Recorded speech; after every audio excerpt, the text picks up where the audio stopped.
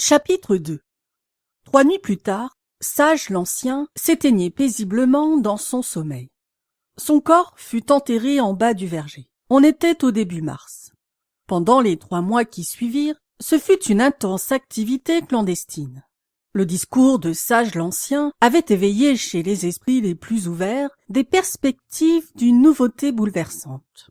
Les animaux ne savaient pas quand aurait lieu le soulèvement annoncé par le prophète et n'avaient pas lieu de croire que ce serait de leur vivant, mais ils voyaient bien leur devoir d'en jeter les bases.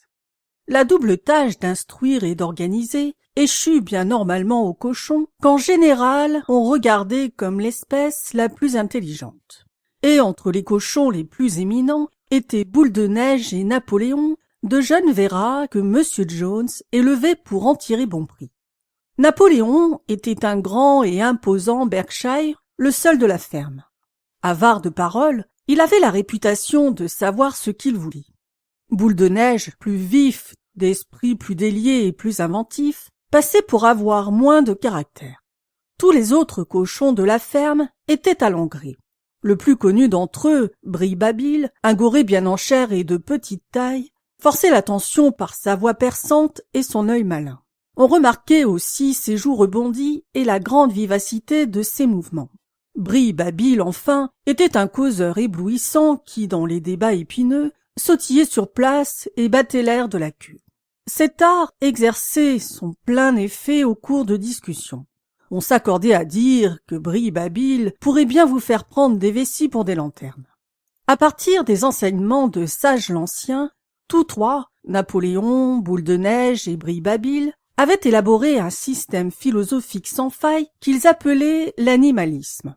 Plusieurs nuits chaque semaine, une fois M. Jones endormi, ils tenaient des réunions secrètes dans la grange afin d'exposer aux autres les principes de l'animalisme. Dans les débuts, ils se heurtèrent à une apathie et à une bêtise des plus crasses. Certains animaux invoquaient le devoir d'être fidèles à M. Jones, qu'ils disaient être leur maître, ou bien ils faisaient des remarques simplistes, disant par exemple « C'est M. Jones qui nous nourrit, sans lui nous dépéririons », ou bien « Pourquoi s'en faire pour ce qui arrivera quand nous n'y serons plus ?» ou bien encore « Si le soulèvement doit se produire de toute façon, qu'on s'en mêle ou pas, c'est tout un ».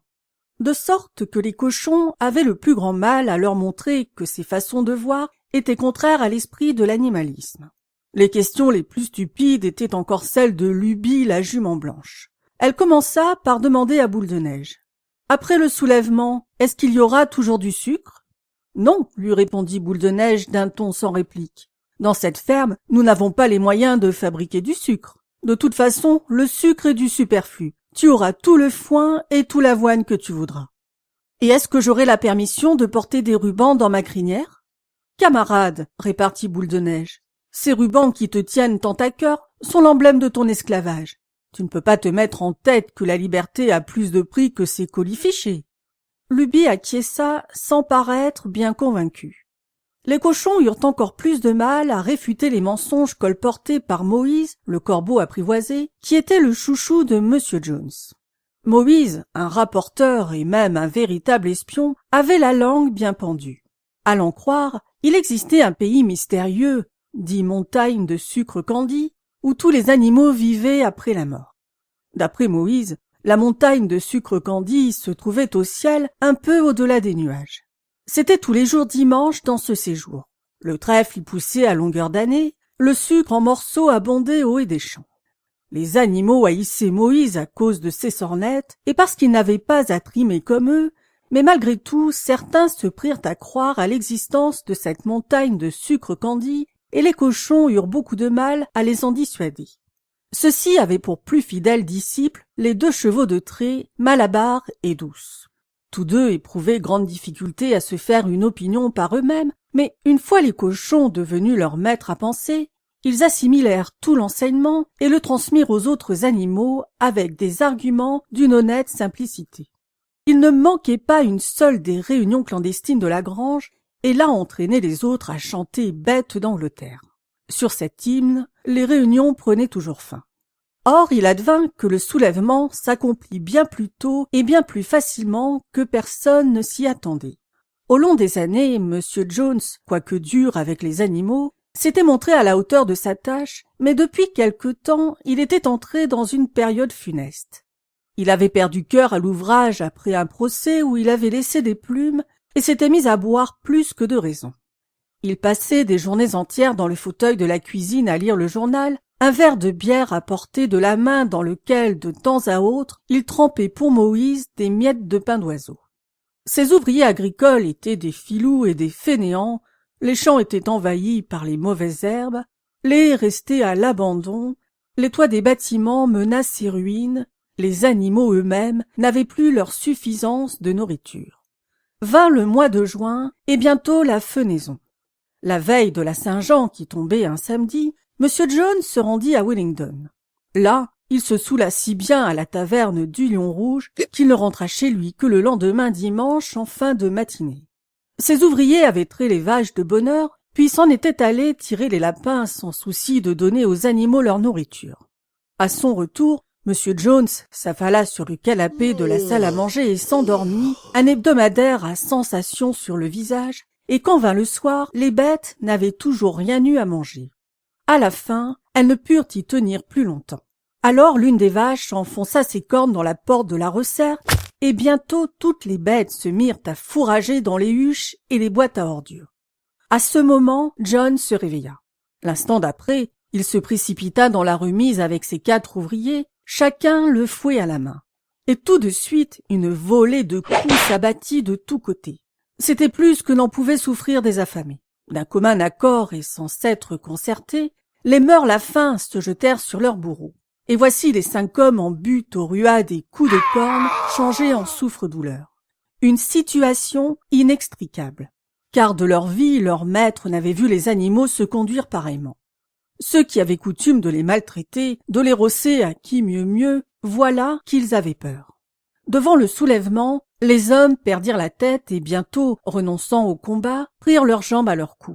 En pleine déroute, ils filèrent par le chemin de terre qui mène à la route, les animaux triomphant à leur trousse.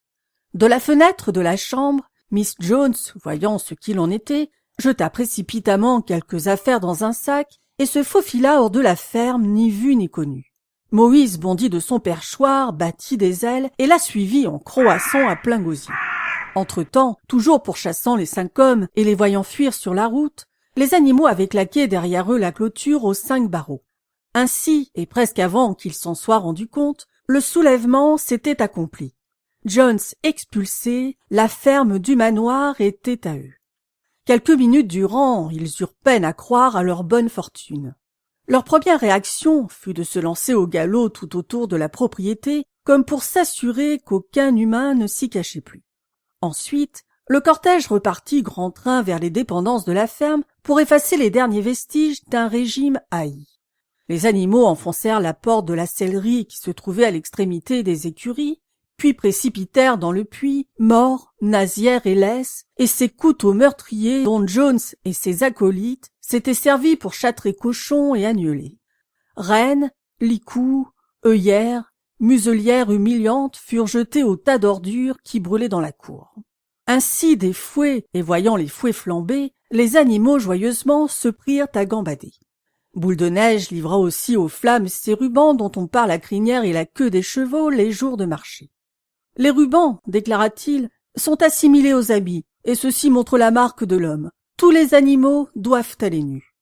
Entendant ces paroles, Malabar s'en fut chercher le petit galurin de paille qu'il portait l'été pour se protéger des mouches et le flanqua au feu avec le reste. Bientôt les animaux eurent détruit tout ce qui pouvait leur rappeler M. Jones.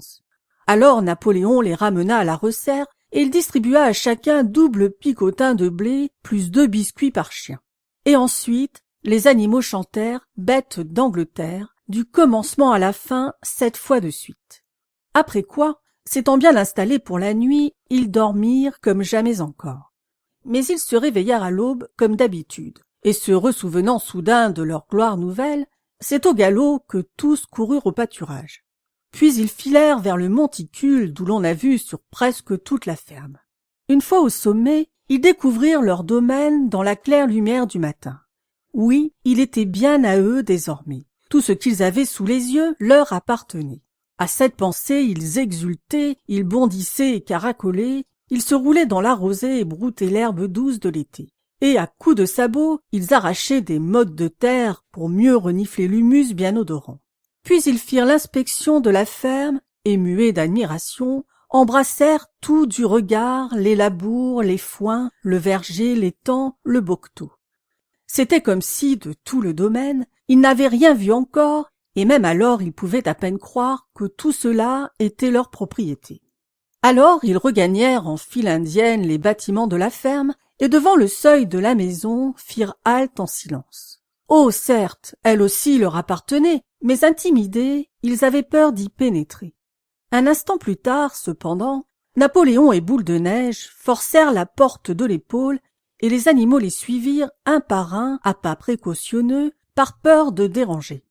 Et maintenant ils vont de pièce en pièce sur la pointe des pieds, c'est à peine s'ils osent chuchoter, et ils sont pris de stupeur devant un luxe incroyable. Lits matelassés de plumes, miroirs, divans en crin de cheval, moquettes de Bruxelles, estampes de la reine Victoria au-dessus de la cheminée. Quand ils redescendirent l'escalier, Lubie n'était plus là. Revenant sur leurs pas, les autres s'aperçurent qu'elle était restée dans la grande chambre à coucher. Elle s'était emparée d'un morceau de ruban bleu sur la coiffeuse de Miss Jones et s'admirait dans la glace en le tenant contre son épaule et tout le temps avec des poses ridicules. Les autres la rabrouèrent vertement et se retirèrent. Ils décrochèrent des jambons qui pendaient dans la cuisine afin de les enterrer, et d'un bon coup de sabot de Malabar creva le baril de bière de l'office. Autrement, tout fut laissé indemne. Une motion fut même votée à l'unanimité, selon laquelle l'habitation serait transformée en musée. Les animaux tombèrent d'accord que jamais aucun d'eux ne s'y installerait. Ils prirent le petit déjeuner, puis Boule de Neige et Napoléon les réunirent en séance plénière. « Camarades, dit Boule de Neige, il est 6h30 et nous avons une longue journée devant nous. Nous allons faire les foins sans plus attendre, mais il y a une question dont nous avons à décider tout d'abord. » Les cochons révélèrent qu'ils avaient appris à lire et à écrire au cours des 3 derniers mois dans un vieil abécédaire des enfants Jones. Ceux-ci l'avaient jeté sur un tas d'ordures et c'est là que les cochons l'avaient récupéré. Ensuite, Napoléon demanda qu'on lui amène des pots de peinture blanche et noire et il entraîna les animaux jusqu'à la clôture aux 5 barreaux. Là, Boule de Neige, car c'était lui le plus doué pour écrire, fixa un pinceau à sa patte et passa sur le barreau supérieur une couche de peinture qui recouvrit les mots « Ferme du manoir ». Puis à la place, il calligraphia « Ferme des animaux », car dorénavant, tel serait le nom de l'exploitation agricole. Cette opération terminée, tout le monde regagna les dépendances.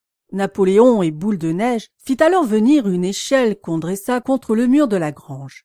Ils expliquèrent qu'au terme de leurs 3 mois d'études, les cochons étaient parvenus à réduire les principes de l'animalisme à 7 commandements.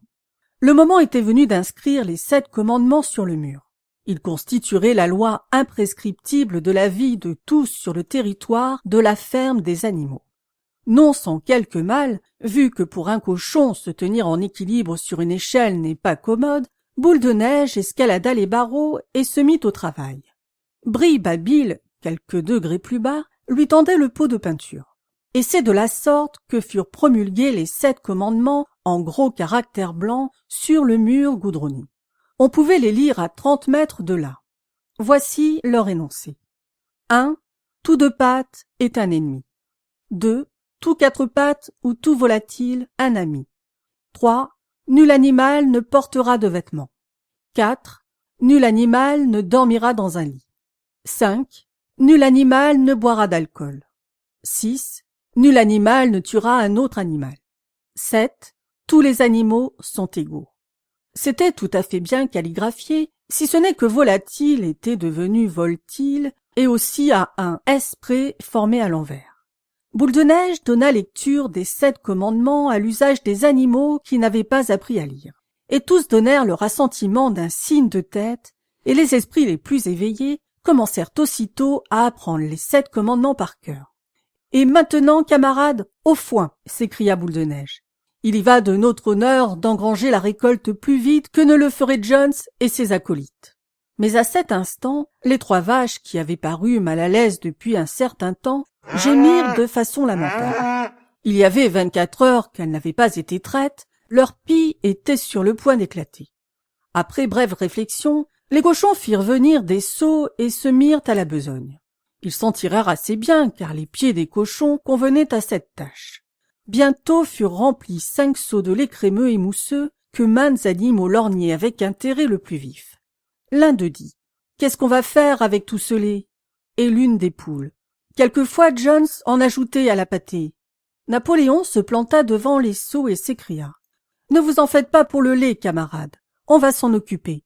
La récolte, c'est ce qui compte.